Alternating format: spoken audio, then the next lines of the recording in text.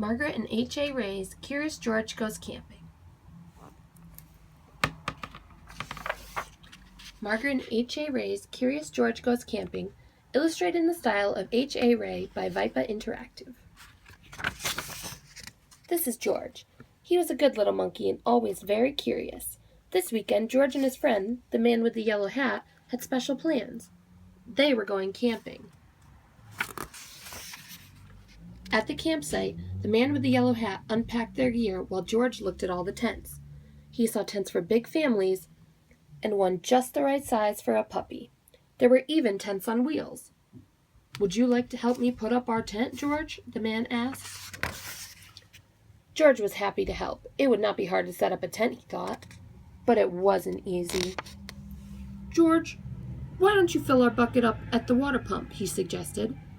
"We'll need it by the campfire later when we roast marshmallows."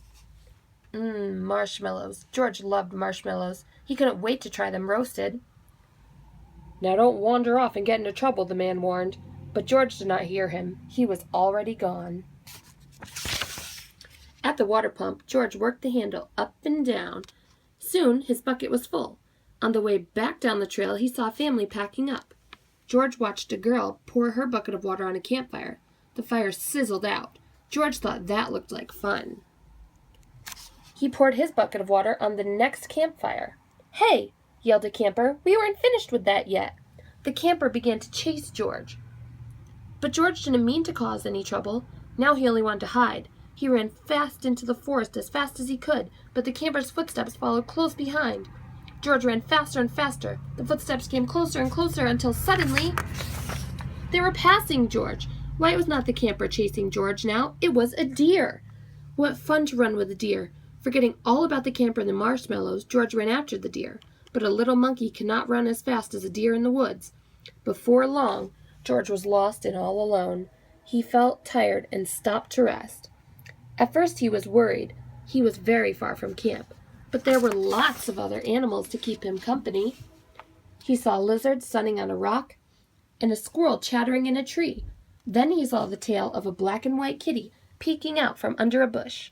He was curious. Would the kitty like to play? George gently pulled the kitty out. But it was not a kitty.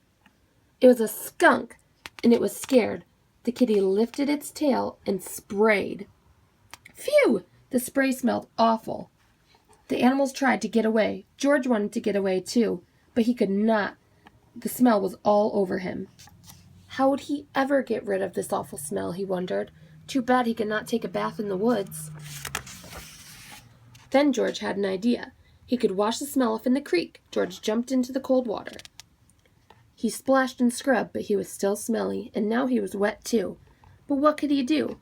George thought and thought. If he climbed up a tree to dry off, would the smell blow away? No. Even dry and high up in a tree, George did not smell better. Poor George. He wished he hadn't wandered so far from camp. He wished he was roasting marshmallows with his friend. Suddenly, George heard footsteps heading toward him. Someone was coming. It was the forest animals. But they ran right by him. They had seen something scary, and George saw it too.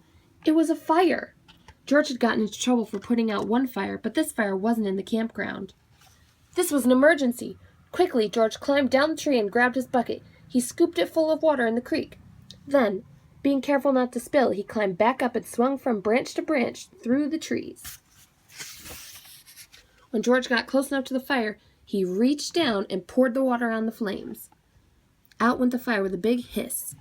Just then, George's friend rushed out of the forest with a ranger. "George," he called, "I was afraid you would be here." "It's a good thing you were here, George," the ranger said. "We saw smoke from the campground, but you put this fire out just in time."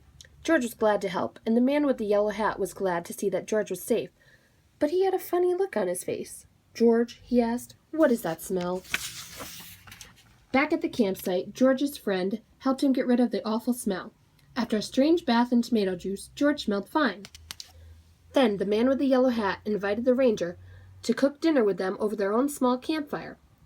"Fires can be nice, if you're careful," said the ranger. George agreed, especially for roasting marshmallows.